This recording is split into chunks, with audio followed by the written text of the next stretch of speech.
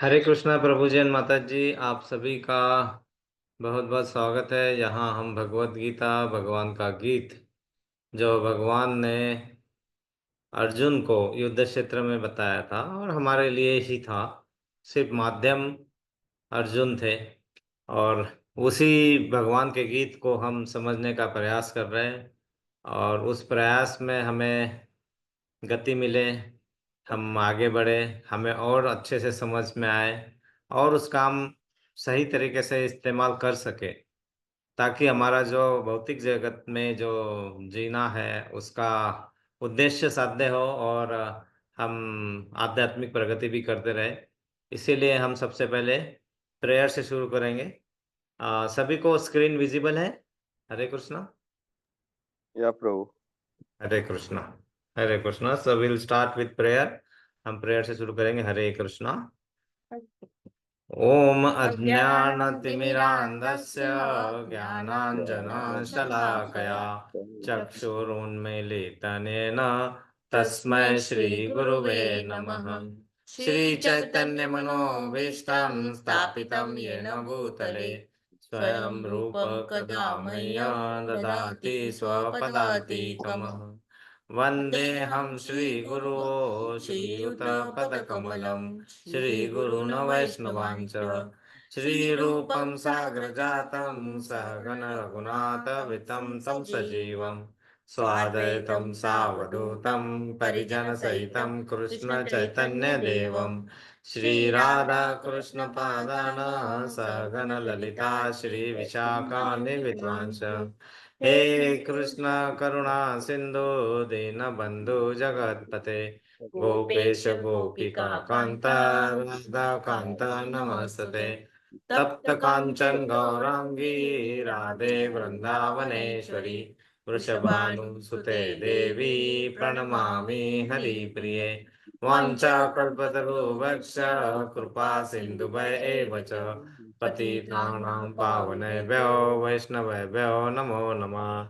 जय श्री कृष्ण चैतन्य प्रभु नित्यानंद श्री अद्वैत गदाधर शिवासादि गौर भक्तवृंद। हरे कृष्णा कृष्णा कृष्णा हरे हरे, हरे राम राम राम हरे हरे।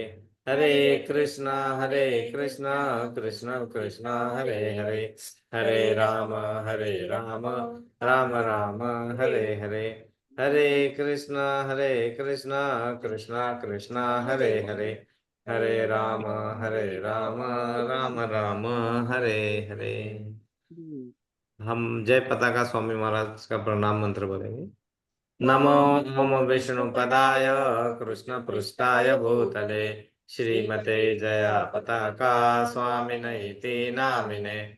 नमो आचार्य पदया निताय कृपा प्रदायिने गौरकर्तारमदया नगरागम तारिणे। हम प्रभुपाद जी का प्रणाम मंत्र बोलेंगे। नमो ओम विष्णुपदाय कृष्णपृष्ठाय भूतले श्रीमते वेदांत स्वामिनैति नामिने। नमस्ते सरस्वते दैवे गौरवाणी प्रचारिणे निर्विशेष शून्यवादी पाश्चात्य देश तारिणे। जय श्री कृष्ण चैतन्य प्रभु नित्यानंद श्री अद्वैत गदाधर श्रीवासादि गौर भक्तवृंद। ओम नमो भगवते वासुदेवाय।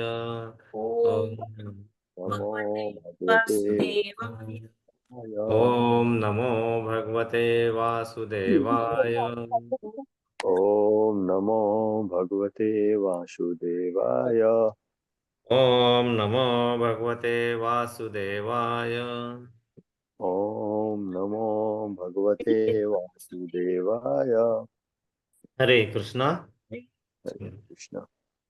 आप सभी का एक बार फिर स्वागत है। हम भगवान का गीत भगवत गीता का अध्ययन कर रहे हैं। हम अध्याय दूसरा जो गीता का सार उस बारे में अध्ययन कर रहे थे।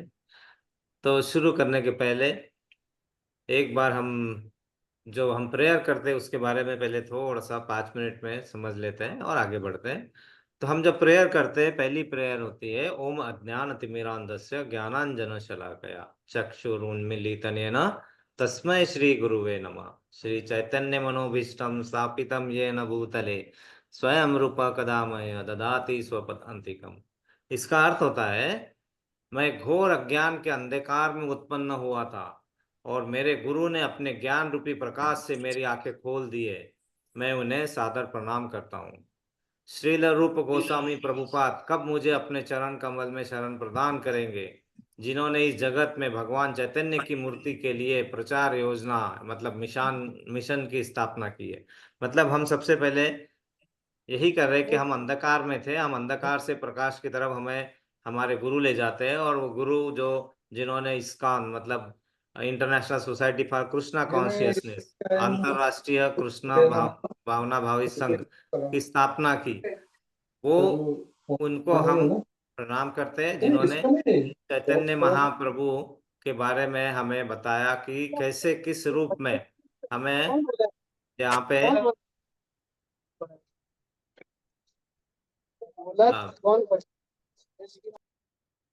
चैतन्य महाप्रभु जो आए थे, जो राधा का, राधा रानी का विरह क्या होता है वो सही मायने में समझने के लिए उन्होंने अपने आप को भक्त के रूप में यहाँ अवतरित किया था। और उस उन्होंने जो हमें महामंत्र दिया था कि हम अगर भगवान की भक्ति करना चाहते हैं तो उसका एकमात्र मार्ग कलयुग में है, वो है नाम, हरि नाम। तो वो जो किया था और वो प्रभुपाद ने बताया था, उसीलिए हम पहले उन्हीं को प्रणाम करके उनसे आज्ञा लेके और फिर हम आगे बढ़ते हैं। अगला मंत्र जो होता था हमारा प्रेयर का, वंदे हम श्री गुरुओ श्री युत पद कमलम श्री गुरुण वैष्णवांच श्री रूपम साग्र जातम सहगन रघुनाथ वितम तसजीवम स्वादयतम सावधूतम परिजन सहितम कृष्ण चैतन्य देवम श्री राधा कृष्ण पादान सहगन ललिता श्री विशाखानि विद्वांस। इसका अर्थ है, मैं अपने गुरु के चरण कमलों तथा समस्त वैष्णवों के चरणों को नमस्कार करता हूँ। मैं श्रील रूप गोस्वामी तथा उनके अग्रज सनातन गोस्वामी एवं साथ ही रघुनाथ दास भट्ट, रघुनाथ भट्ट, गोपाल भट्ट एवं श्रीध जीव गोस्वामी के चरण कमलों को सादर प्रणाम, सादर नमस्कार करता हूँ। मैं भगवान कृष्ण चैतन्य तथा भगवान नित्यानंद के साथ साथ अद्वैत आचार्य गदाधर श्रीवास तथा अन्य पार्षदों को सादर प्रणाम करता हूँ। मैं श्रीमती राधा रानी तथा श्री कृष्ण को, श्री ललिता तथा श्री विशाखा सखियों सहित सादर नमस्कार करता हूँ। मतलब हमें पहले इस प्रेयर से नम्रता का भाव मन में लाना होता है और हम सभी को नमस्कार करके उनकी विशेष कृपा चाहते हैं। तो यहाँ पे उन्होंने बताया कि जो चैतन्य महाप्रभु जब आए थे तो उनके साथ में उन्होंने जो जो लुप्त हुई हुई जो हमारे ज्ञान था वृंदावन में और वहाँ नवदीप धाम में, तो उन्होंने जो जो चीज जहाँ लुप्त हुई थी तो उनके साथ में गोस्वामी थे। गोस्वामी मतलब जो ज्ञानी, जिनको वेदों का भी ज्ञान था और जिन्हें श्री कृष्ण जो चैतन्य महाप्रभु के रूप में आए थे उनकी आज्ञा के अनुसार उन्होंने जो जो चीज वहां लुप्त हुई थी, जैसे वृंदावन में हर जगह जाके उन्होंने जहाँ जो चीज सालों के गैप के दौरान वो लुप्त हो गई, तो वहां जाके वहां खोद काम करके वहां वो सब चीजों को बाहर लाके जन जागृति करके भजन कीर्तन करके लोगों को उस बारे में समझा के बता के और उसमें पूरा जो ज्ञान बाहर लाया है, तो वो है यहाँ पे जो 6 नाम लिखे हैं वो हमारे गोस्वामी जी है। तो वहाँ पे सबसे बड़े जो सनातन गोस्वामी, उनके छोटे भाई शील रूप गोस्वामी और श्री रघुनाथ दास भट्ट, रघुनाथ भट्ट, गोपाल भट्ट और श्रील जीव गोस्वामी, ये 6 गोस्वामी है। उनके चरण कमलों में हम सादर प्रणाम करते हैं। साथ में हम नित्यानंद प्रभु जो बलराम के रूप में हमेशा श्री कृष्ण के साथ होते हैं। जब रामायण था तो लक्ष्मण के रूप में थे रामायण में, राम भगवान के साथ में लक्ष्मण के रूप में, वही शेषनाग के रूप में, वही बलराम के रूप में, और वही नित्यानंद प्रभु के रूप में हमें कलयुग में श्री चैतन्य महाप्रभु के साथ है। तो जब तक नित्यानंद प्रभु, जब तक बलराम का हमें कृपा नहीं होती, तब तक हमें भगवान की, श्री कृष्ण भगवान का प्रेम प्राप्त नहीं होता। इसीलिए वह जब भी हम प्रेयर करते हैं तो नित्यानंद प्रभु की कृपा बहुत जरूरी है, क्योंकि बलराम जो है वो हमेशा, ये कृष्ण के फर्स्ट एक्सपांशन होने के नाते, कृष्ण जहां भी अवतरित होते हैं उसके पहले उनका आगमन होता है पृथ्वी पर, इस स्थल पर। तो इसीलिए उनकी कृपा और कृष्ण भगवान का प्रेम हमें मिलता है। तो इसीलिए हम वहां पे, और सबसे इम्पोर्टेंट राधा रानी और उनकी सखिया, मेन सखिया, उनको भी हम सादर नमस्कार करते हैं, क्योंकि उनसे ही हमारी कृपा राधा रानी के थ्रू कृष्ण तक पहुंचती है। हम उनकी कृपा से हम वहां तक पहुंच पाते हैं और प्रेम प्राप्त कर सकते हैं। आगे हम पढ़ते हैं, हे कृष्ण करुणा सिंधु दीन बंधो जगतपते, गोपेश गोपिका कांता राधा कांता नमस्तुते। मतलब हे कृष्ण, आप दुखियों के सखा तथा सृष्टि के उद्गम है, आप गोपियों के स्वामी तथा राधा रानी के प्रेमी, मैं आपको सादर प्रणाम करता हूँ। तो हम वहां से सादर प्रणाम करके आगे बढ़ते हैं। आगे होता है, तप्त कांचन गौरांगी राधे वृंदावनेश्वरी, वृषभानुसुते देवी प्रणमामि हरिप्रिय। यहाँ हम राधा रानी को प्रणाम करते हैं, जिनकी शारीरिक कांति जो है वो पिघले सोने के जैसे चमकती है, जैसे सोना पिघल के कैसे चमकता है, उस तरह की कांति थी, सोने की तरह कांति। और वो वृंदावन की महारानी, और वो राजा वृषभानु की पुत्री है, और वो कृष्ण को अत्यंत प्रिय है। उन्हें हम सादर प्रणाम करके आगे बढ़ते हैं। हम आगे करते हैं, वांछा कल्पतरुवक्ष कृपा सिंधु भय एव च पतितानां पावनेभ्यो वैष्णवेभ्यो नमो नमः। तो यहाँ पे हम भगवान के समस्त वैष्णव भक्तों को सादर प्रणाम करते हैं। मतलब हम सब जो भी वैष्णव भक्त है भगवान के, क्योंकि भक्त को सेवा, भक्त की सेवा और भक्त का संग भगवान को बहुत ही पसंद है, बहुत ही है। तो हम पहले उनको भी प्रणाम करते हैं। और यहाँ पे जो कल्प वृक्ष के समान, यहाँ पतिताना पाव वन, सॉरी, हम्म वैष्णव, हाँ, और कल्प वृक्ष जो है जिसमें सभी इच्छाएं पूरी करने की क्षमता है, वैसे पतित जीवात्माओं के प्रति अत्यंत दयालु भगवान को हम प्रणाम करते हैं, है ना। बाद में श्री कृष्ण चैतन्य प्रभु नित्यानंद श्री अद्वैत गदाधर श्रीवासादि गौर भक्तवंद। तो यहाँ पे श्री कृष्ण चैतन्य, चैतन्य महाप्रभु जो कृष्ण के रूप में आए, प्रभु नित्यानंद जो बलराम के रूप में आए थे, श्री अद्वैत महाराज, तो वो जो अद्वैत महाराज हमारे महाविष्णु और सदाशिव के अवतार के रूप में यहाँ आते हैं, और जो उनके प्रेयर से, जो गंगा जल और तुलसी पत्र के साथ प्रेयर करके भगवान को यहाँ आमंत्रित करते हैं। क्योंकि भगवान जब आते हैं, जब उन्हें आमंत्रित किया जाता है, जब उनको बुलाया जाता है, तो उनके कहने पे, उनके प्रेयर से, अद्वैत महाराज के प्रेयर से आते हैं। गदाधर जो है वहाँ, वो राधा रानी के रूप में यहाँ आते हैं, यहाँ पे राधा रानी के रूप में। और श्रीवास गौर भक्तवंद, श्रीवास जो पांचवे हमारे पंचतत्व, तो श्री कृष्ण चैतन्य प्रभु नित्यानंद श्री अद्वैत गदाधर श्रीवास, तो ये फाइव एंड गौर भक्तवंद, सभी को हम प्रणाम करके आगे बढ़ते हैं। एंड हम करते हैं फिर हरे कृष्ण कृष्ण कृष्ण हरे हरे, हरे राम राम राम हरे हरे।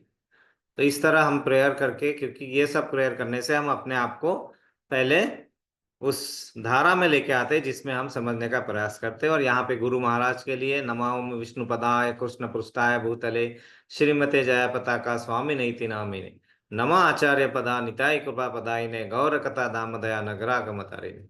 तो ये जय पताका स्वामी का प्रणाम मंत्र है। तो इसमें नमा आचार्य पदा निताय कृपा प्रदायिने, तो निताई मतलब नित्यानंद प्रभु की कृपा हमेशा हमें दिलवाने के लिए गौर कथा धाम दया नगरागमतारी ने, मतलब हर नगर नगर गांव गांव देश देश में ऐसे जा जाके जिसका प्रचार करते हैं जो गुरु, वो गुरु को हम सादर प्रणाम करते हैं और आगे बढ़ते हैं। और आगे प्रेयर करते हैं। नमो विष्णुपदाय कृष्ण पृष्ठाय भूतले श्रीमते भक्ति वेदांत स्वामिने इति नामिने, नमस्ते सरस्वते देवे गौरवाणी प्रचारिणे निर्विशेष शून्यवादी पाश्चात्य देशधारिणे। तो यह है प्रभुपाद जो अंतरराष्ट्रीय कृष्ण भावनामृत संघ के संस्थापक आचार्य हैं, उन्हें हम सादर प्रणाम करते हैं। और वहां पे बहुत इंपॉर्टेंट है, नमस्ते सरस्वती देवे गौरवाणी प्रचारिणे, मतलब गौर मतलब गौर रंग में जो चैतन्य महाप्रभु आए थे उनकी वाणी जो थी, जिन्होंने या उनको वाणी को प्रचार के लिए निर्विशेष शून्यवादी पाश्चात्य देशतारिणी, मतलब आप निर्विशेषवादी लोग जिनको कुछ नहीं पता इस बारे में, और वहां पाश्चात्य में जाके जहां कुछ भगवान के बारे में पता नहीं है, वैसे निर्विशेषवादी लोगों को पाश्चात्य देश में उनको तारण करने वहां जाके भगवत भक्ति का बीज बोया जिन्होंने, उनको हम सादा प्रणाम करके हम आगे बढ़ते हैं। और हमें फिर से पंच तत्व प्रणाम मंत्र आखिरी में हम कहते हैं, जय श्री कृष्ण चैतन्य प्रभु नित्यानंद श्री अद्वैत गदाधर शिवासादि गौर भक्तवंद। तो यहाँ इस पिक्चर में हम देख सकते हैं पंच तत्व, सेंटर में जो है वो होते हैं श्री चैतन्य महाप्रभु, लेफ्ट में उनके जो होते हैं नित्यानंद प्रभु, और यहाँ लेफ्ट मोस्ट सबसे बाई तरफ जो है वो है अद्वैत महाराज। और फिर यहाँ पे जो है ये गदाधर, जो श्री कृष्ण चैतन्य प्रभु के राइट साइड में गदाधर, और सॉरी उनके लेफ्ट में हमारे राइट में है ना, और यहाँ पे ये श्रीवास। तो ये है पंचतत्व, इनकी कृपा से हम हमेशा अपने आप को उस भक्ति के मार्ग पे पा सकते हैं। तो ये है प्रेयर का मतलब, और इसी प्रेयर से हम शुरू करते हैं। तो हम अध्याय दूसरा का श्लोका नंबर 59 पढ़ा था। यहाँ पे अब भगवान क्या कर रहे हैं कि किस स्थिति में हम होना चाहिए ताकि हमें जो भी हमारे आसपास घटित हो रहा है उससे हम ज्यादा विचलित ना हो, हमारी जो भक्ति है, हमारा जो मार्ग है उस पे हम सही से बढ़ पाए, वो अर्जुन को भगवान समझा रहे हैं हमारे लिए। और अर्जुन ने प्रश्न पूछा था कि अरे मुझे करना क्या है, मतलब अगर ये पूरा समझना है, तो भगवान ने कहा था आपने स्थित प्रज्ञ होना चाहिए, मतलब आप पे ना तो किसी दुख का ज्यादा असर होना चाहिए, ना सुख में आप ज्यादा उछलना चाहिए, आपको दोनों स्थिति में संतुलन बनाए रखना है। तो ऐसा क्या कर सकते, तो ऐसा कौन सा आदमी होता है, कैसे दिखता है, क्या होता है, ये सब पूछे अर्जुन के मन में प्रश्न थे जो हमारे लिए थे, और भगवान वही समझा रहे। तो हमने लास्ट बार देखा था श्लोका नंबर 59, जिसका अर्थ था देहधारी जीव इंद्रिय भोग से भले ही निवृत्त हो जाए पर उसमें इंद्रिय भोगों की इच्छा बनी रहती है, लेकिन उत्तम रस के अनुभव होने से ऐसे कार्यों को बंद करने पर वह भक्ति में स्थिर हो जाता है। तो यहाँ भगवान क्या कह रहे थे कि बहुत सारी चीजें हैं जो आप न करने के स्थिति में रहते हैं, लेकिन आपके मन वहां से बाहर नहीं आता है, क्योंकि मन बुद्धि अहंकार ये जो है तीन गुणों के अधीन होता है। अगर हम इस संसार में है तो माया रूपी इसमें तमोगुण रजोगुण और सतोगुण, और वो तीनों गुणों के स्वभाव उसके प्रभाव में हम जब रहते हैं, और हम हमेशा ही रहते हैं, तो हमारा मन कभी भी हमें वहां से निवृत्त मतलब रिटायरमेंट लेने ही नहीं देता है ना।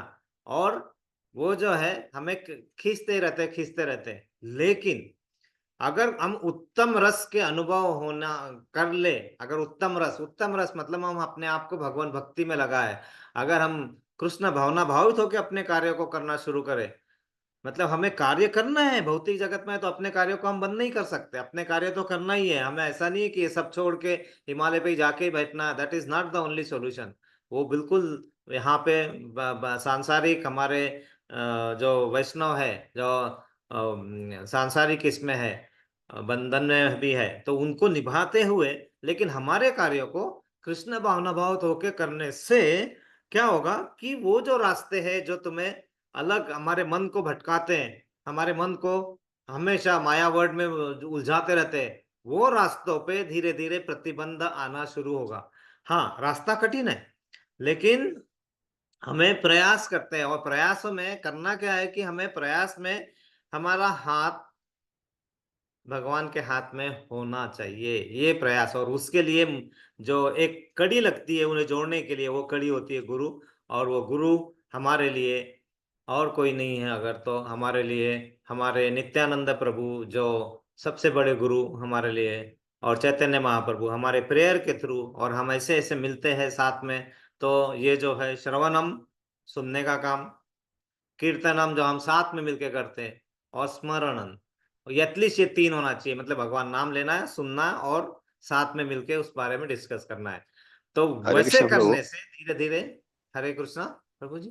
हाँ हाँ, हरे कृष्ण प्रभु बोल रहे हैं कि ये श्लोक पे प्रभुपाद बोलते हैं कि एक गिलास में आम का प्याल, मतलब कि आम का जूस दिया जाए, एक गिलास में पानी, तो आप लोग क्या लीजिएगा? तो कोई भी आम का जूस पकड़ेगा, बोलेगा आम का जूस दीजिए, मैं पियेंगे। लेकिन हम भक्ति दे रहे हैं, कोई पीता ही नहीं है, भगवान वही बोल रहे हैं। हरे हरि बोल, हरे कृष्णा, बराबर है।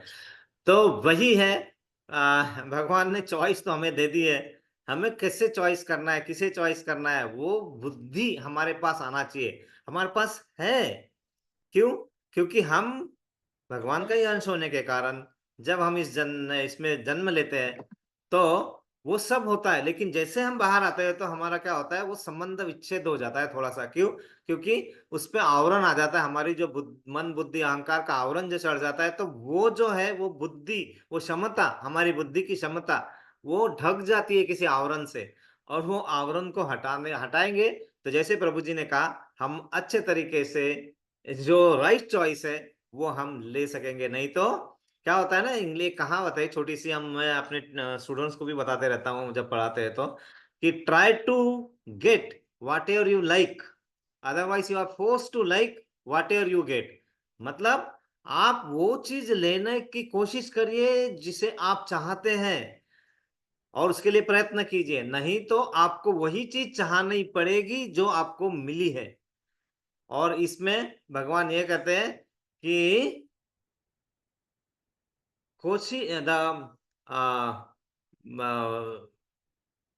हमें जो प्रयास करने पड़ते हैं वो इस तरह होते हैं। प्रयास न करने से हमें क्या होता है कि प्रयास न करने वाले को उतना ही मिलता है जो प्रयास करने वाला छूटन से छोड़ देता है। तो अगर हम प्रयास करेंगे तो हमें पूरे ऑप्शन ओपन रहेंगे। अगर हम प्रयास नहीं करेंगे तो जो झूठन पत्तल जो भी मिला है वही हमारे लिए अवेलेबल होगा। तो भगवान वही समझा रहे कि आ जाओ मेरे साथ, मैं बता रहा हूं तुम्हें कार्य, और तुम्हें करना कुछ नहीं, कृष्णा भावना भावित होकर करना है। तो हम यही चीज को हम आगे बढ़ाते हैं, भगवान अभी वही समझा रहे हैं। तो हम अगला श्लोक पढ़ेंगे, श्लोका नंबर 60 है। ये अध्याय दूसरा, भगवत गीता यथारूप, गीता का सार, अध्याय दूसरा। तो अध्याय दूसरा है, उसका श्लोका नंबर 60 है, हम पढ़ेंगे। कोई पढ़ेगा? हाँ, पढ़ो। हरे कृष्णा। हरे कृष्ण। यततोऽपि कौन्तेय पुरुषस्य विपक्षितः इन्द्रियाणि प्रमाथीनि हरन्ति प्रसम्भो मनः। हरे कृष्णा। यस प्रभु जी, पढ़िए प्रभु जी। यततो अपि कौन्तेय पुरुष्य विपश्यते इंद्रियाणि प्रमाणितीनि हरन्ति प्रसभं मनः। बहुत अच्छा प्रभु जी। और कोई पढ़ने की स्थिति में है माता जी, प्रभु जी? यथ तो अगर नहीं तो मैं ही पढ़ लेता हूँ, फिर हम आगे बढ़ते हैं।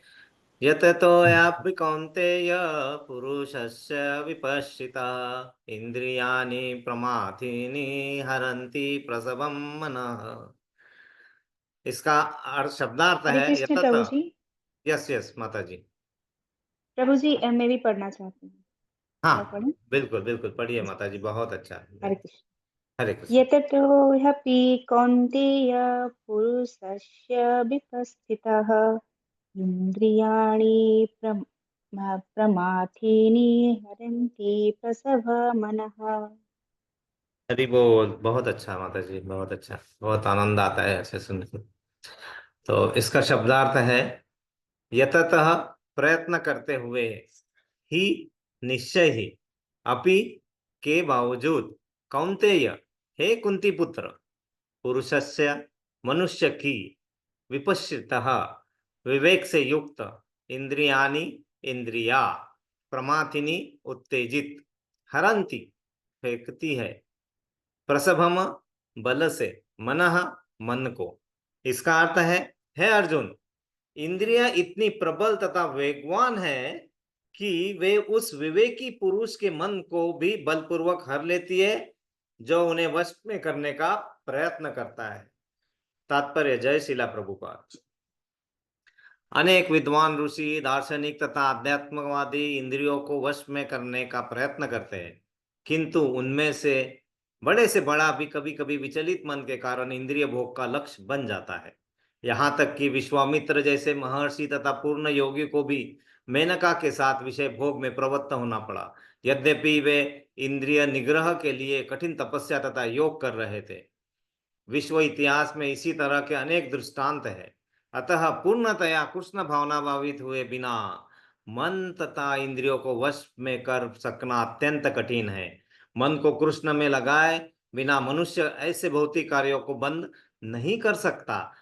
परम साधु तथा भक्त यमुनाचार्य में एक व्यवहारिक उदाहरण प्रस्तुत किया है। वे कहते हैं, यद्वदी मम चेत कृष्ण पदारविंदे, नवन वरसदा मन्युधंत रंतुमासितः, तत विधि बात नारी संग में समरयमाने भवती मुख विकारः सुष्टु निष्टिवनंच। मतलब, जब से मेरा मन भगवान कृष्ण के चरणाविंदों की सेवा में लग गया है, और जब से मैं नित्य 9 दिव्य व्रत का अनुभव करता हूं, तब से स्त्री प्रसंग का विचार आते ही मेरा मन उधर से फिर जाता है, और मैं ऐसे विचार पर थू थू करता हूं।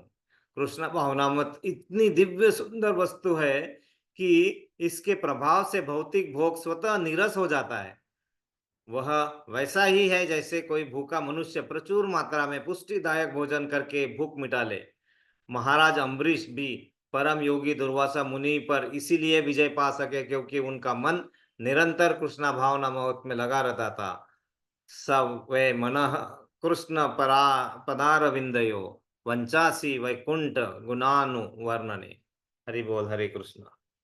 तो यहाँ पे अभी बहुत ही इंपॉर्टेंट चीजों का उल्लेख हो रहा है कि हम चाहते हैं कि हमारा कंट्रोल इंद्रियों पे हो, उसके दिशा में हम प्रयत्न भी करते हैं। हमारे प्रयत्न तो नगण्य प्रयत्न है, जीरो ऑलमोस्ट। लेकिन बहुत विद्वान ऋषि दार्शनिक, ये जो आध्यात्मवादी बनने के तरफ, मतलब उनके जो प्रयत्न होते हैं वो प्रयत्न बहुत उच्च स्तर के होते हैं, और वहां पे भी वो पिछड़ जाते हैं। क्योंकि जैसे जैसे आप इंद्रियों पे कंट्रोल करना चाहोगे, मतलब आप करना क्या चाह रहे हो कि आप भगवान की तरफ एक कदम बढ़ा रहे हो, तो जैसे ही आप उस तरफ कदम बढ़ाएंगे, तो उसी समय अपरा शक्ति, माया शक्ति वहीं पे पूरा जोर लगाएंगे, पूरा जोर लगाएंगे, और उस जोर को हम अपने खुद के कंट्रोल से आगे, उसके आगे नहीं जा पाते हम। क्यों?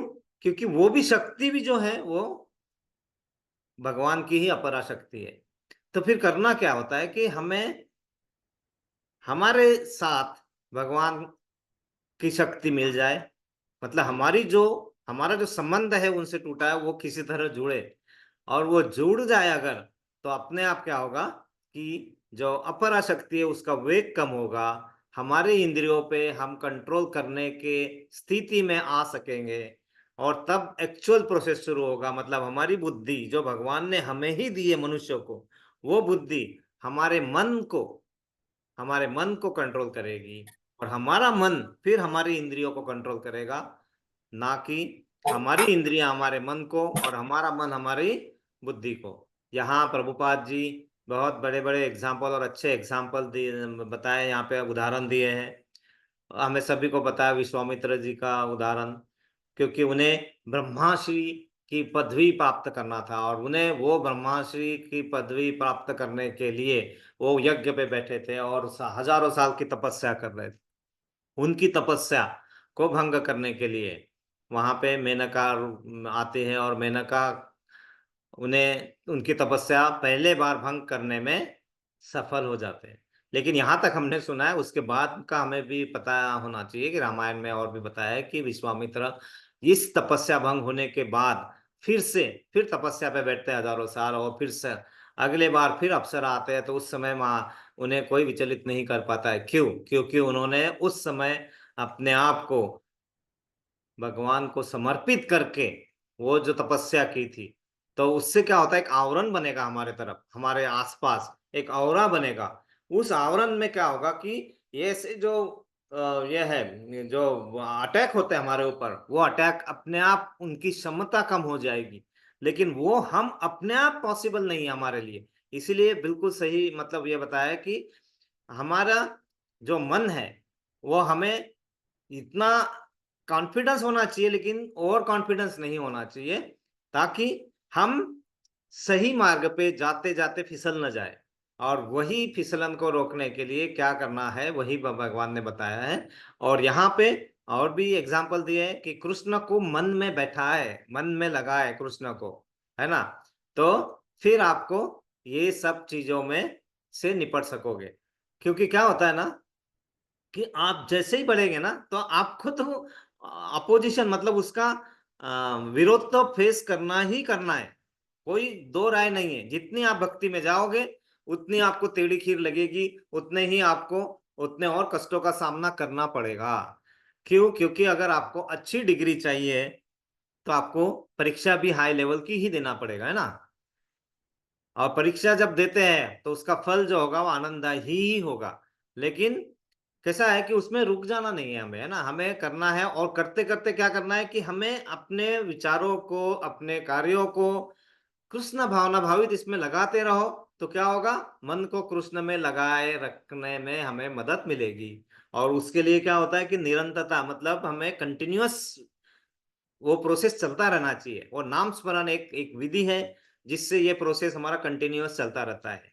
हाँ, वो नाम स्मरण करते वक्त हमारा ध्यान पूर्वक नाम स्मरण हो नहीं पाता है, तो भी अभी इनिशियल स्टेजेस में कोई चिंता नहीं है, लेकिन नाम स्मरण चलता रहेगा। तो उससे क्या होता है, शुद्धिकरण होता है, और मन में कृष्ण का वास जो है ऑलरेडी, वो पूरा हमारा कनेक्शन बनते रहता है। और तभी हम इन कठिनाइयों से प्राप्त कर सकते हैं। वो कहते हैं ना कि वो पथ ही क्या, पथिक कुशलता ही क्या, वो पथ ही क्या, वो पथिक कुशलता ही क्या, जिस राह में बिखरे शूल न हो, नाविक की धैर्य परीक्षा ही क्या, जब धाराएं प्रतिकूल न हो।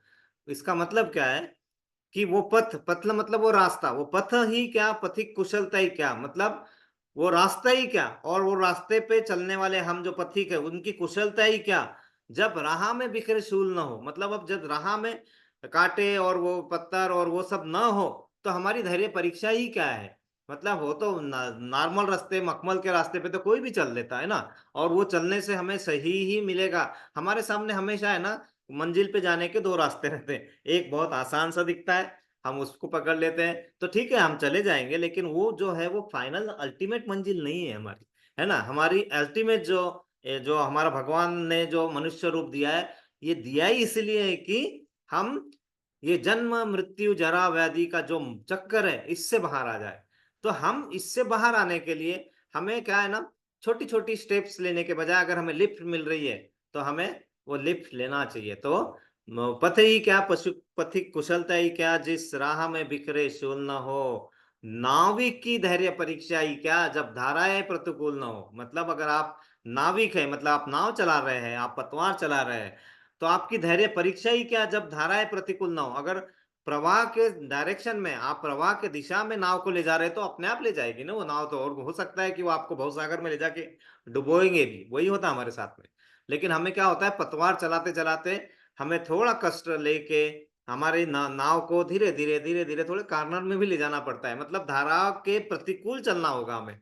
तो ठीक है ना, चलना होगा अगर हमें चाहिए तो, नहीं तो यहाँ पे हमें ये भी छूट दी है कि आप जैसे भी है आप अपने मतलब अमन के राजा हैं यहाँ पे। आप जैसे जिस तरह से जीना चाहते कर सकते हैं, उस तरह से हमारे हमारे कर्मों के सामने उससे योनि मिल, उस योनि में हमें, अगले योनि में हमें जन्म मिलेगा।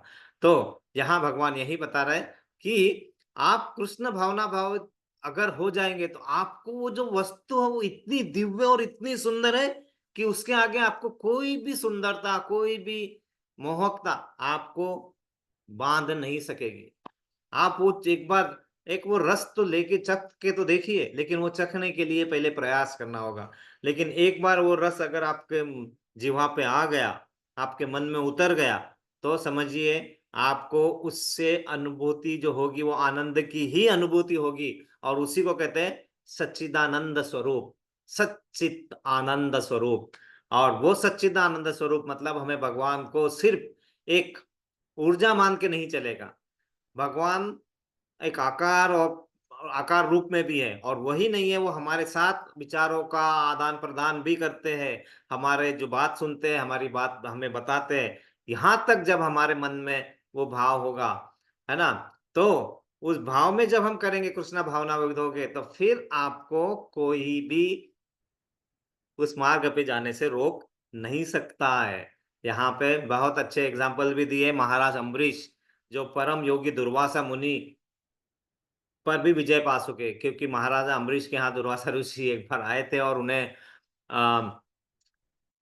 वहां पे सभी को, उनके साथ में आए हुए लोगों को भोजन कराना था, लेकिन उस समय किसी स्थिति के कारण अम्बरीश भगवान के यहाँ वहाँ भोजन नहीं होता है और वो करा नहीं पाते हैं। तो दुर्वासा ऋषि को गुस्सा आता है। दुर्वासा ऋषि तो फेमस है गुस्से के इसमें वो, लेकिन इनका मन स्थिर होता है, इनका मन अम्बरीश जो बिल्कुल भगवान के निरंतर भक्त होते हैं थे और हमेशा पूरी भावनाओं से उसमें लगे रहते थे, तो उन्होंने ऐसे कठिन परिस्थिति में, मतलब उस गुस्से वाले दुर्वासा ऋषि मुनि पे भी विजय पा लिया। तो ये सब उदाहरण देने का कारण ही यही है कि आपको अगर भवसागर से पार करना है तो नाविक तो अच्छा ढूंढना पड़ेगा, और अर्जुन को वो समझ में आ गए थे, इन्हें उन्होंने अपने सारथी भगवान को ले लिया था। हमें भी अपने जीवन में आगे बढ़ने के लिए भगवान को सारथी बना के अपने कार्यों को उनको केंद्रित करके करते रहो बस, और फिर आपका मन हमेशा उस भाव में लगा रहेगा। ये भगवान किसे समझा रहे हैं? अर्जुन को। किसके लिए?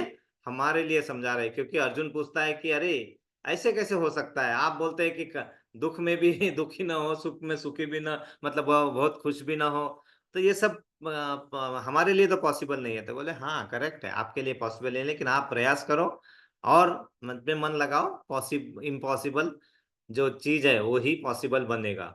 तो ये है, इस बहुत ही इम्पोर्टेंट है, जो हमारे मन को वश में करता है, उससे बाहर आने के लिए ये चीज हमें बहुत अच्छे तरीके से समझना है। तो हम अगले श्लोक के तरफ बढ़ते हैं। अगला श्लोक, श्लोका नंबर 61, कोई पढ़ेगा?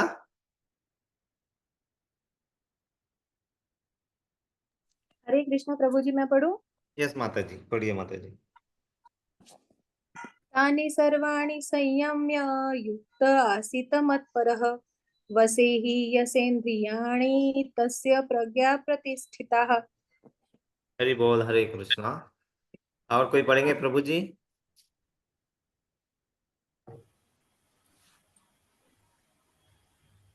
तब तक प्रभु जी, मैं मैं पढ़ूं? हाँ पढ़िए माता जी। हरे कृष्ण। हरे कृष्ण। तानि सर्वाणि संयम्य युक्त असीत सत्परः वशे हि यस्योन्द्रियाणि तस्य प्रज्ञा प्रतिष्ठिता। बोल हरे कृष्णा। हरे तानि कृष्ण। सर्वाणि संयम्य युक्त आसीत मत्परः वशे हि यस्य इंद्रियाणि तस्य प्रज्ञा प्रतिष्ठिता। माता जी शब्दार्थ पढ़ेंगे। जी प्रभु जी। हरे कृष्ण। तानी उन इंद्रियों को सर्वाणी समस्त संयम्य वश में करके युक्त लगा हुआ आसित स्थित होना मत पर मुझ में वशे पूर्णतया वश में ही निश्चय ही यस्य जिसकी इंद्रियाणी इंद्रियां तस्य उसकी प्रज्ञा चेतना प्रतिष्ठिता स्थिर जो इंद्रियों को पूर्णतया वश में रखते हुए इंद्रिय संयमन करता है और अपनी चेतना को मुझ में स्थिर कर देता है वह मनुष्य स्थिर बुद्धि कहलाता है। इसका पurport है जय श्री प्रभुपाद। जय शिला प्रभुपाद। इस श्लोक में बताया गया है कि योग सिद्धि की चरम अनुभूति कृष्ण भावनामृत ही है। जब तक कोई कृष्ण भावना भावित नहीं होता तब तक इंद्रियों को वश में करना संभव नहीं है।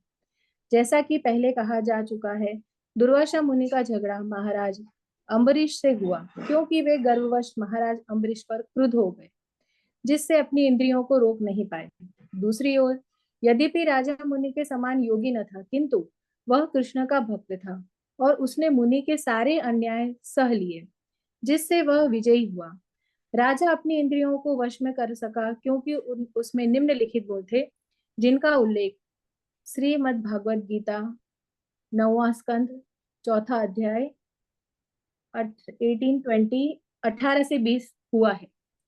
सवे मनः कृष्ण पदा रविंद्रियो र चांसी वैकुंठ गुणानुवर्णने करो हरे मरिंदर मार्जना दृशिच्युति चकार चस्तुस्तक थोदय मुकुंद लिंग लय दर्शने तशो तद्भृत्या गात्र स्पर्शरे असंगमम ध्राणम च तत्पाद सरोज सौरभे श्रीमतुलस्या रसानां तदारपिते पादो हरे क्षेत्र पदानु सर्पणे शिरो ऋषि केश पदाभिवंदने कामम च दास्य न तु कामो कामम या यथोत मश्लो कज नाश्या रतिः।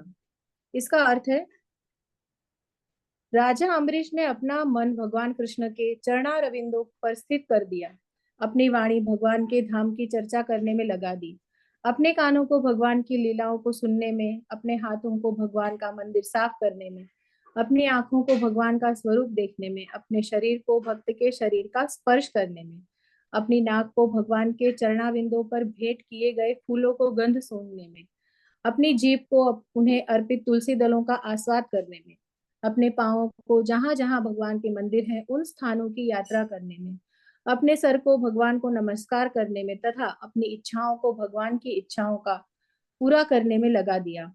और इन गुणों के कारण वे भगवान के मत पर भक्त बनने के योग्य हो गए। इस प्रसंग में मत पर शब्द अत्यंत सार्थक है। कोई मत पर किस तरह हो सकता है, इसका वर्णन महाराज अम्बरीश के जीवन में बताया गया है। मत पर परंपरा के महान विद्वान तथा आचार्य श्रील बलदेव विद्याभूषण का कहना है, मत भक्ति प्रभावे सर्वेंद्रिय विजया पूर्विका स्वात्तम दृष्टि सुलोभिति भावः। इंद्रियों को केवल कृष्ण की भक्ति के बल से वश में किया जा सकता है। कभी कभी अग्नि का भी उदाहरण दिया जाता है। जिस प्रकार जलती हुई अग्नि कमरे के भीतर की सारी वस्तुएं जला देती है, उसी प्रकार योगी के हृदय में स्थित भगवान विष्णु सारे मनों को जला देते हैं। योग सूत्र भी विष्णु भगवान का ध्यान आवश्यक बताता है, शून्य का नहीं। तथा कथित योगी जो विष्णु पद को छोड़कर अन्य किसी वस्तु का ध्यान करते हैं, वे केवल मृग मरीचिकाओं की खोज में वृथा ही अपना समय गंवाते हैं। हमें कृष्ण भावना भावित होना चाहिए, भगवान के प्रति अनुरुक्त होना चाहिए। असली योग का यही उद्देश्य है। हरे कृष्ण, हरि बोल। हरे बोल, हरे कृष्णा। तो यहाँ पे प्रभुपाद जी ने बहुत ही सिंपल तरीके से, जो पढ़ने से ही समझ में आता है, इस तरह से समझाया है कि वही कि स्थिर बुद्धि जो एक हमारी एक कैरेक्टरिस्टिक्स है, जो बहुत ही इम्पोर्टेंट है अगर आपको इस मार्ग पे हमारा जो जीवन उद्देश्य सफल करना है तो। और उन्होंने वही बताया कि वो योग सिद्धि की चरम अनुभूति कृष्ण भावनामृत ही है। जो कृष्ण भावना अमृत अगर आपने पी लिया तो फिर आप अमर है ना। तो वो अमृत पी के अगर आप किसी भी स्थिति में फंसते हैं तो आप वहां से डगमगाएंगे नहीं। और वही यहाँ पे अम्बरीश महाराज का उदाहरण दिया कि जिसपे दुर्वासा ऋषि बहुत क्रोधित हुए, बहुत खरी खोटी सुनाए और बहुत सारा क्रोध उनपे झगड़ा हुआ। लेकिन अम्बरीश महाराज जो कृष्ण के भक्त थे, वो महान योगी तो नहीं थे ऐसा बताया, लेकिन कृष्ण के भक्त थे। हर कार्य को वहां पे कृष्ण को समर्पित करते करते थे। तो उन्होंने क्या किया, वो सब सह सके। वो जो बताया उन्हें, उन्हें जो गुस्सा किया, उन पे जो झगड़ा हुआ, वो सहन कर सके। और सहन कर सकने के कारण आखिरी में विजय उन्हीं की हुई, उससे वो विजयी हुए। विजयी मतलब यहाँ पे ऐसे लड़ाई, मतलब फिजिकल लड़ाई की बात नहीं चल रही है, यहाँ लड़ाई चल रही है विचारों के, द्वंद्व के। और उसमें से जो तुम्हारा विजय होता है, विजय मतलब आखिरी में आपने बिना कुछ कहे या बिना झगड़ा किए आप फिर भी उसमें जीत जाते हैं। तो उस विजय से बड़ी विजय कोई नहीं होती है ना। तो यहाँ पे राजा जो है अपनी इंद्रियों को वश में क्यों कर सके, उसके बहुत सारे एग्जाम्पल दिए हैं। और ये जो है श्रीमद् भागवतम में, जैसे 9वां स्कंद है, 4था अध्याय में 18 से 20 श्लोका के बीच में ये सब चीजों का वर्णन है। टोटल जो श्रीमद् भागवत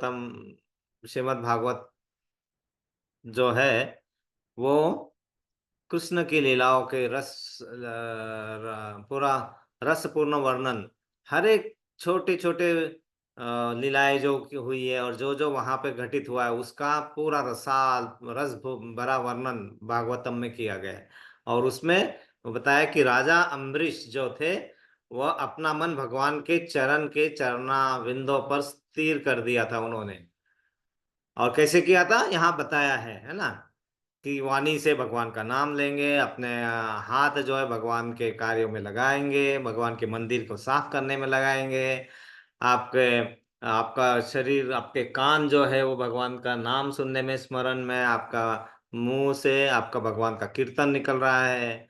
आपकी जीवा पे तुलसी, भगवान का तुलसी का स्वाद आस्वाद ले रहे हैं। तो हर जगह आपको कृष्णा भावना भावित उस कार्य में अपने आप को लगा रहे हैं। तो ये सब जो भी बताया है यहाँ पे, वही चीज हमें धीरे धीरे अपने आचरण में लाना है। और जब हम लाते हैं तो वो भगवान के मत पर भक्त बनने के योग हो जाते हैं। मत पर भक्त मतलब उन्होंने भी उसका भी एग्जाम्पल दिया है यहाँ पे, मतलब उसका समझाया है कि हमें वहां पे अपनी इंद्रियों को केवल कृष्ण की भक्ति के बल से वश में किया जा सकता है, ये हमें समझ में आना चाहिए। हम अपने आप को, अपने इंद्रियों को अपने आप कंट्रोल कर सकते हैं। ये जो मैं की भाषा है या जो भावना है मन में, उसको हमें समझना है कि कितना भी कर लेंगे हम, तो वो पूरा कंट्रोल हम नहीं पा सकते। और वही चीज पाने के लिए आपको कृष्ण भावना भावित होकर कार्य करना है। नहीं तो क्या होगा कि आप करेंगे कोशिश पूरी, और यहाँ एग्जाम्पल दिया आग का, कि जैसे आपके सामने एक आग है, बुझी है, आग बुझाना है, आपने बुझा दिया। और क्या होता है कि उसमें छोटा सा एक कण कहीं रह जाता है, और जैसे हवा आएगी वो कण, आग का बचा हुआ छोटा वो फिर से पूरी आग को उसी तरह दहका देगा। तो ये होता है हमारे साथ में। और उसको अगर जड़ से खत्म करना है तो जड़ से निर्माण करने वाला ही जड़ से खत्म कर सकते हैं। जैसे कंप्यूटर में वायरस आता है, हम उसको वायरस को वायरस क्लीनर से वायरस क्लीन करते हैं, एंटीवायरस और वो सब, फिर भी कुछ कुछ वायरस हमें कुछ नहीं करना है, हमें फाइनली फॉर्मेट ही करना पड़ता है। पूरा फॉर्मेट करना पड़ता है हार्ड डिस्क को।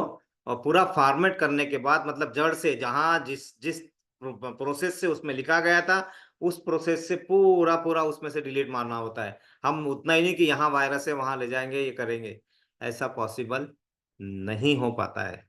और यही चीज हमें समझना है, जब हमारे प्रैक्टिकल इसमें नहीं हो रहा है या हमारे सामने नहीं हो रहा है, मनुष्य द्वारा निर्मित नहीं हो रहा है, तो जब भगवान द्वारा निर्मित चीजों पे हम पूरा कंट्रोल पा सकेंगे। ये भावना ही मन में लाना, हमारा अभिमान, हमारा जो अहंकार है, वो हमारा अहंकार हमें इस तरह से सोचने में प्रवृत्त करता है।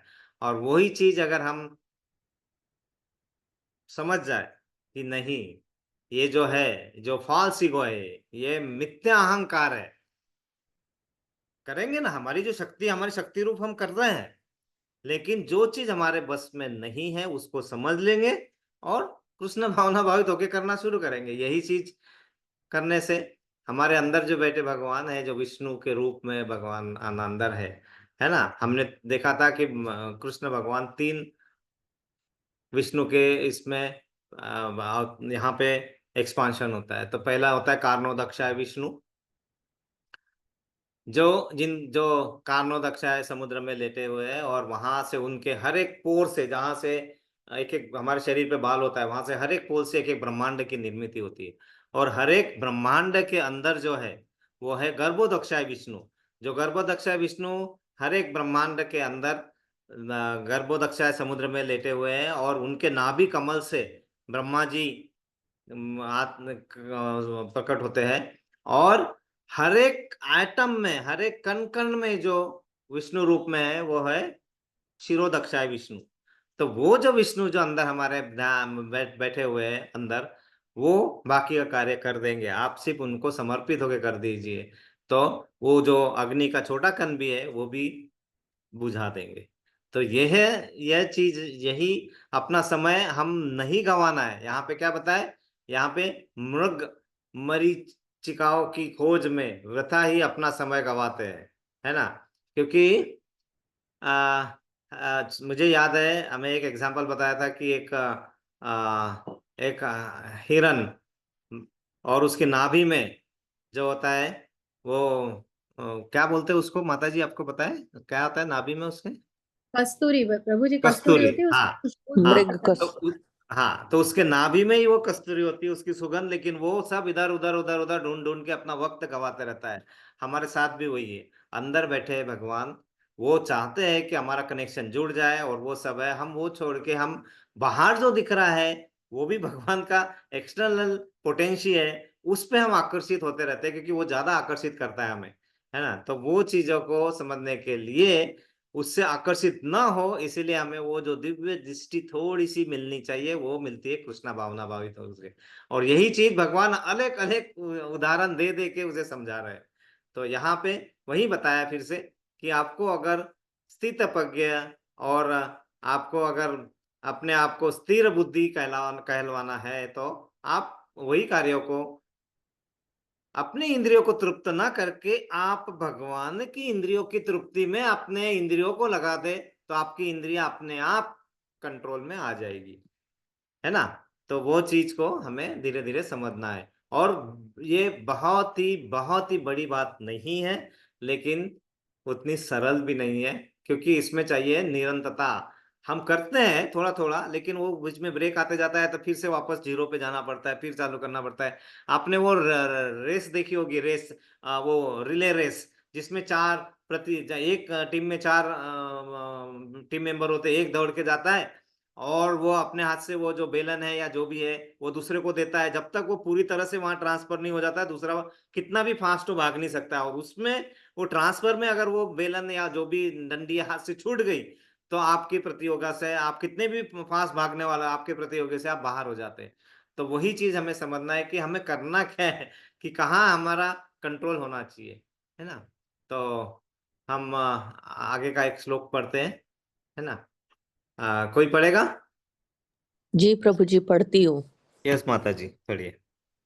ध्यायतो विषयान् पुंसः संगस्तेषुपजायते, संगत् संजायते काम, कामत् क्रोध अभिजायते। हरि बोल। हरि बोल, हरे कृष्णा। बहुत अच्छा हुआ माता जी। और कोई पढ़ेंगे?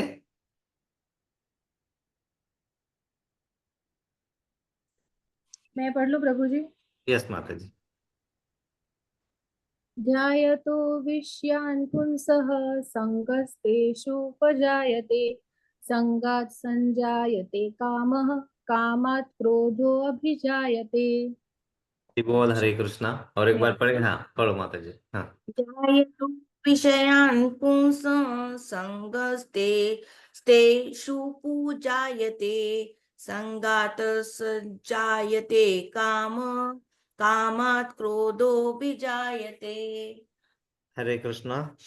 यस माता जी, आप इसका शब्दांश तो पढ़ेंगे? जी प्रभु वंदना जी, माता जी। पढ़ती हूँ। Yes yes. जी प्रभु जी।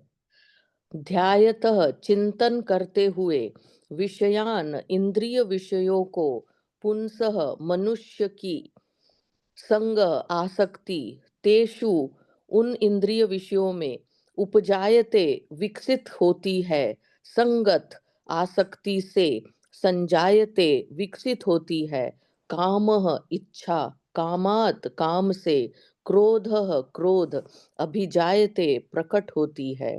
अर्थात इंद्रिय विषयों का चिंतन करते हुए मनुष्य की उसमें आसक्ति उत्पन्न हो जाती है और ऐसी आसक्ति से काम उत्पन्न होता है, फिर काम से क्रोध प्रकट होता है। तात्पर्य जय श्रीला प्रभुपाद। जय श्रीला प्रभुपाद। जो मनुष्य कृष्ण भावना भावित नहीं है, उसमें इंद्रिय विषयों के चिंतन से भौतिक इच्छाएं उत्पन्न होती है। इंद्रियों को किसी कार्य में लगे रहना चाहिए और यदि वे भगवान की दिव्य प्रेमा भक्ति में नहीं लगी रहेंगी तो वे निश्चय ही भौतिकतावाद में लगना चाहेंगी। इस भौतिक जगत में हर एक प्राणी इंद्रिय विषयों के अधीन है, यहाँ तक कि ब्रह्मा तथा शिव जी भी। तो स्वर्ग के अन्य देवताओं के विषय में क्या कहा जा सकता है। इस संसार के जाल से निकलने का एकमात्र उपाय है कृष्ण भावना भावित होना। शिव ध्यान मग्न थे, किंतु जब पार्वती ने विषय भोग के लिए उन्हें उत्तेजित किया तो वे सहमत हो गए, जिसके फलस्वरूप कार्तिकेय का जन्म हुआ। उसी प्रकार तरुण भगवत भक्त हरिदास ठाकुर को माया देवी के अवतार ने मोहित करने का प्रयास किया, किंतु विशुद्ध कृष्ण भक्ति के कारण वे इस कसौटी में खरे उतरे। जैसा कि यमुनाचार्य के उपर्युक्त श्लोक में बताया जा चुका है कि भगवान का एकनिष्ठ भक्त भगवान की संगति के आध्यात्मिक सुख का आस्वादन करने के कारण समस्त भौतिक इंद्रिय सुख को त्याग देता है। अतः जो कृष्ण भावना भावित नहीं है, वह कृत्रिम दमन के द्वारा अपनी इंद्रियों को वश में करने में कितना ही शक्तिशाली क्यों न हो, अंत में अवश्य असफल होगा, क्योंकि विषय सुख का रंच मात्र विचार भी उसे इंद्रिय तृप्ति के लिए उत्तेजित कर देगा। हरि बोल, हरे बोल कृष्णा। हरे कृष्णा। हरे कृष्णा। प्रभुपाद जी ने यहाँ पे सुंदर सुंदर उदाहरण देके हमें फिर से वही समझाया है कि अगर हम इंद्रियों पे कंट्रोल करना चाहेंगे तो कैसा है ना, हमें कुछ ना कुछ चाहिए। या तो हम एक तरह का कार्य, या तो टीवी देखेंगे, टीवी नहीं है तो फिर हम कुछ रेडियो सुनना चाहेंगे, नहीं तो फिर हम कुछ म्यूजिक लगाएंगे। कुछ ना कुछ मन को कुछ ना कुछ खाद्य चाहिए होता है, वो भटकते रहता है। और जैसे जैसे हम इंद्रियों पे कंट्रोल करना चाहते हैं ना, वैसे वैसे और फिर भौतिक इच्छाएं होती होती है ना, कि जैसे अरे नहीं मैं टीवी नहीं देखता हूँ, तो क्या होता है फिर और कुछ और दूसरा कुछ करने की ऐसा कुछ और लालसा मन में आएगी फिर से। नहीं नहीं मैं ये नहीं सुनता हूँ, तो और कुछ और सुनने की इच्छा आएगी। चलो मैं आज क्या करता हूँ, मेरे को थोड़ा बीपी और शुगर का थोड़ा प्रॉब्लम हो गया, तो मैं मिठाई उठा नहीं खाता हूँ। जैसे आपके मन में वो आता है तो आपके सामने और मिठाइयाँ सामने आना चालू होती है, आपके मन में वो पूरे भाव प्रकट होते हैं। वैसे ही वही चीज, क्योंकि यहाँ पे टग ऑफ वार है ना, टग ऑफ वार मतलब रस्सी खेच चल रही है ना। तो रस्सी खेच में आप जैसे उस विषय पे करना चाहेंगे, आपको बताया जाए कि आप अगर अभी 10 मिनट मन को ऐसे शांत रख के कोशिश करने की कोशिश कीजिए, उसी समय बहुत सारे काम मन में आते हैं ना। जैसे जैसे अगर मुझे आज अगर एक असाइनमेंट कंप्लीट करना है, मैं पढ़ाई करने बैठ रहा हूँ, तो जब मैं पढ़ाई करने बैठूंगा ना एग्जाम के समय पढ़ाई करने के लिए, तो उसी समय फिर मुझे दूसरे असाइनमेंट आएंगे माइंड में। उस समय मुझे वो जो बताए हुए काम मेरे मम्मी ने बताया, मेरे आई ने बताया है ना, वो काम मुझे याद आएगा। फिर मुझे मेरी पत्नी ने बताए हुए काम उसी समय याद आएंगे, है ना। फिर मुझे मेरे बॉस ने बताया हुआ काम उसी समय याद आएगा।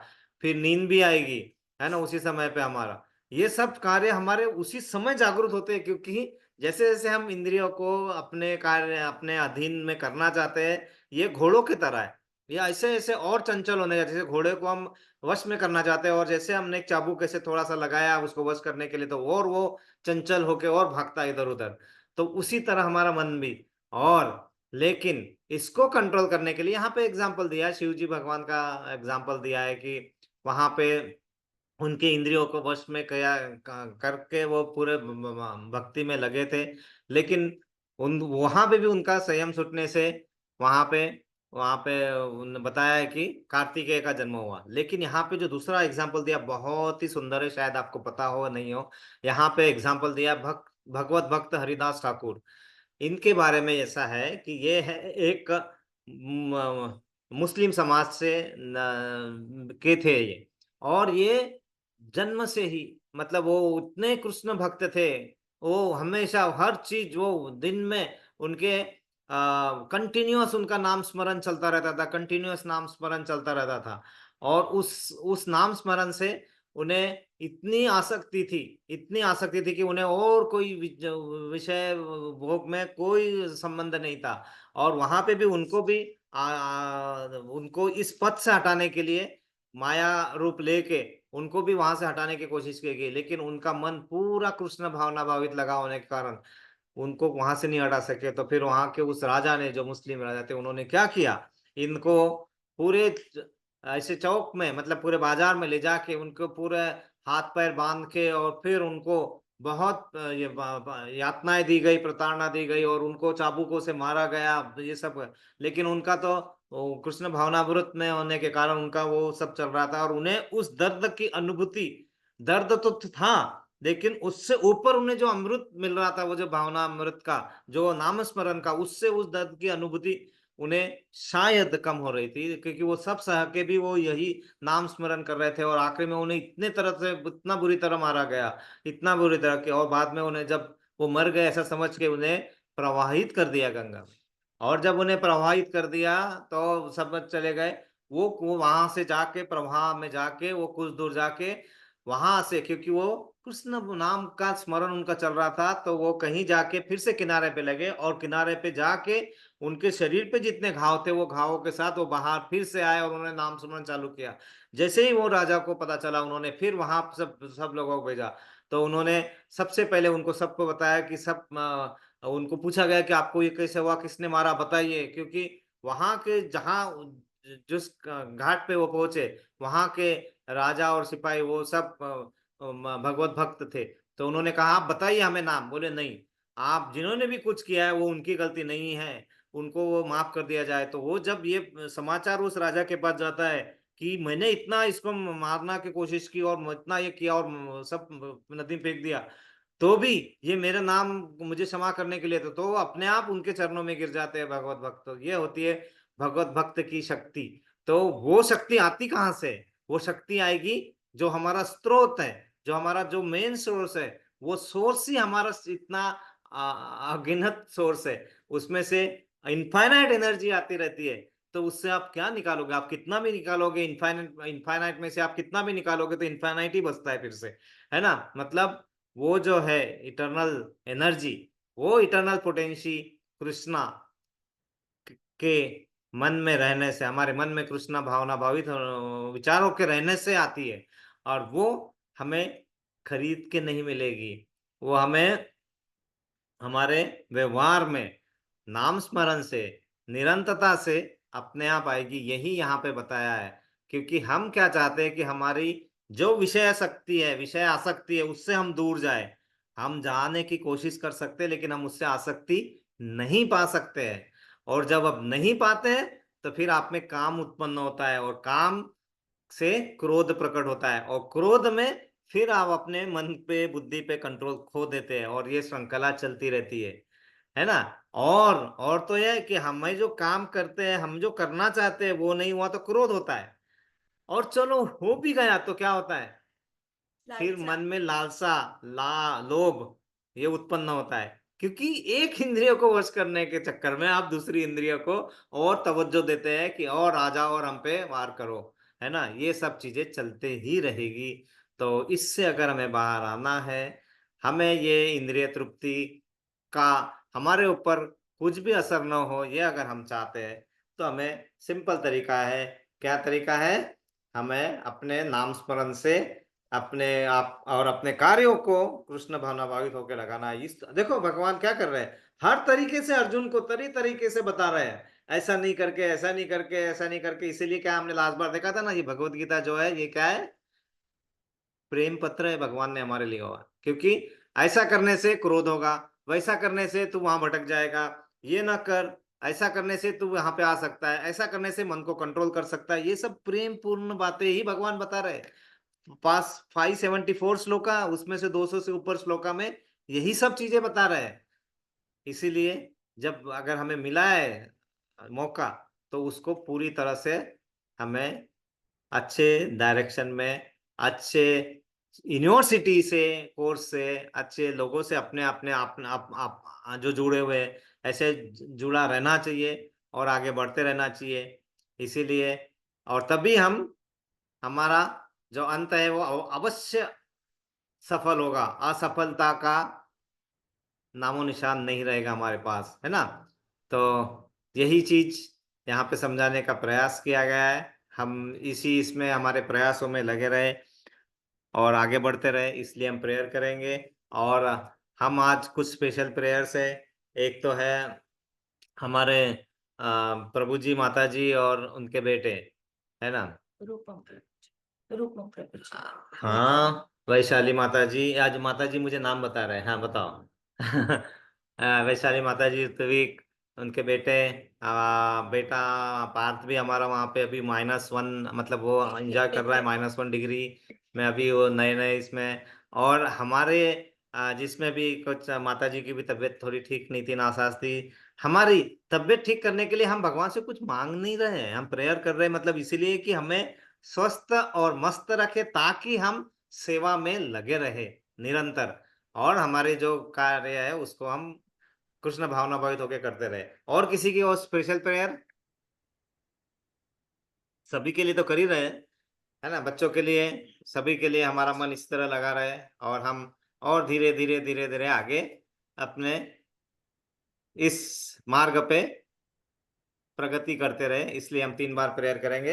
हरे हरे कृष्णा कृष्णा हरे कृष्णा कृष्ण कृष्ण हरे हरे हरे राम राम राम हरे हरे हरे कृष्ण कृष्ण कृष्ण हरे हरे हरे राम राम राम हरे हरे हरे कृष्ण कृष्ण कृष्ण हरे हरे हरे राम राम राम हरे हरे हरे हरे हरे कृष्ण और हरे कृष्ण। हरे कृष्ण। और हमें जो इतना सरल तरीके से जो यहाँ पे प्रपोर्ट, मतलब यहाँ पे जो इस तरह से एक्सप्लेनेशन किया है हमें, जो हमारे संस्थापक आचार्य है कृष्ण भावना भावी संघ के प्रभुपाद जी के लिए, उनके लिए हम 3 बार प्रेयर करेंगे। हरे कृष्णा हरे कृष्णा कृष्ण कृष्णा कृष्णा कृष्ण हरे कृष्ण हरे, हरे हरे हरे हरे राम हरे राम राम राम हरे हरे हरे। हरे हरे हरे कृष्णा कृष्ण कृष्ण कृष्णा कृष्ण हरे कृष्णा हरे हरे हरे, हरे हरे राम राम राम राम राम हरे राम हरे हरे हरे। हरे हरे कृष्ण कृष्ण कृष्णा कृष्ण कृष्णा हरे कृष्णा हरे हरे हरे, हरे हरे राम राम राम राम राम राम हरे हरे हरे। हरे हरे कृष्णा। आप सभी का एक बार फिर धन्यवाद। और बताने में अगर कुछ गलती हुई है, कुछ हुआ है, तो वो मेरे तरफ से है, और अगर कुछ अच्छा हमें समझ में आया तो वो भगवान की कृपा है। हरे कृष्णा। अगर किसी का कोई प्रश्न हो तो हम लेंगे, पहले प्रेयर खत्म कर लेते हैं।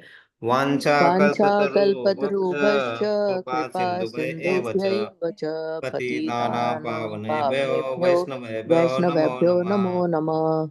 अनंत कोटि अनंत वैष्णव कोटि वृंद वैष्णव वृंद की की जय। जय। गुरुदेव की गुरुदेव जय। की जय। प्रभुपाद प्रभुपाद की की जय। जय। निताय निताई गौर गौर प्रेमानंद। प्रेमानंदे। हरि हरि हरि हरि बोल। बोल। सभी एकत्रित भक्तों की जय जयकार हो। हरे हरे कृष्णा। कृष्णा सभी एकत्रित भक्तों की जय जयकार हो। हरे कृष्णा। हरे कृष्णा सभी एकत्रित भक्तों की जय जयकार हो। हरे कृष्णा। हरे कृष्णा श्री गुरु और श्री गौरांग की जय जयकार हो। हरे कृष्ण। हरे कृष्णा हरे कृष्णा। प्रभु जी, यस माता जी। आज वो इस्कॉन का भक्ति वृक्ष कार्यक्रम था, मैं वहां गई थी, तो वहां एक प्रभु जी आए हुए थे। तो ओके। यही जो अपन अब बात कर रहे थे ना अभी, कृष्ण भावना भावित बने रहने के लिए एक सांसारिक और पारिवारिक जीवन व्यतीत करने वाले मनुष्यों को क्या करना चाहिए। तो उन्होंने बताया कि ना 8-8-8 का रूल फॉलो कीजिए। जैसे कि 8 घंटे आप कार्य पे कार्य के ड्यूटी करना चाहते हैं, 8 घंटे आप आध्यात्मिकता में और परिवार को दीजिए और 8 घंटे शरीर को, जैसे नींद हो गया और शरीर के दूसरे कार्य। तो ये मैं सबके साथ शेयर करना चाहती थी कि हम सब पारिवारिक पृष्ठभूमि में हैं और पारिवारिक ज़िम्मेदारियाँ निभा रहे हैं, तो हमको 8-8-8 का नियम फ़ॉलो करना है, जिसमें 8 घंटे हमारा ऑफ़िस रहता है, 8 घंटे हम आध्यात्मिकता प्लस पारिवारिक जो संग होता है, परिवार के साथ बैठना, खाना और दूसरी चर्चाएँ, और जो बाकी 8 घंटे हैं वो शरीर के लिए, जिसमें कि 6 से 7 घंटे की नींद और बाकी शारीरिक काम होते हैं। वो उन्होंने बताया तो मुझे लगा कि मुझे आप लोग के साथ शेयर करना चाहिए। हरे कृष्णा, हरि बोल। हरे कृष्ण माता जी, बिल्कुल सही कहा आपने। ये संतुलन बिल्कुल सही है। प्रभुपाद हमें बिल्कुल अच्छे तरीके से यही समझाते हैं कि हमें यही चीज संतुलित तरीके से करेंगे आप, तो आपको कोई कठिनाई नहीं होगी। और ये रूल बिल्कुल सही है, 8-8-8 का। जितना हो सके इस रूल को फॉलो करें। इस रूल को रूल न समझे, इस रूल को ये समझे कि हमारे जीवन शैली में हमें स्वस्थ रखने के लिए, हमें आध्यात्मिक में जुड़े रखने के लिए, हमारे भौतिक कार्य करने के लिए, और हमारे हमारे जो अपने समाज के प्रति और अपने फैमिली के प्रति जो अपनी कर्तव्य है वो भी निभा पाए।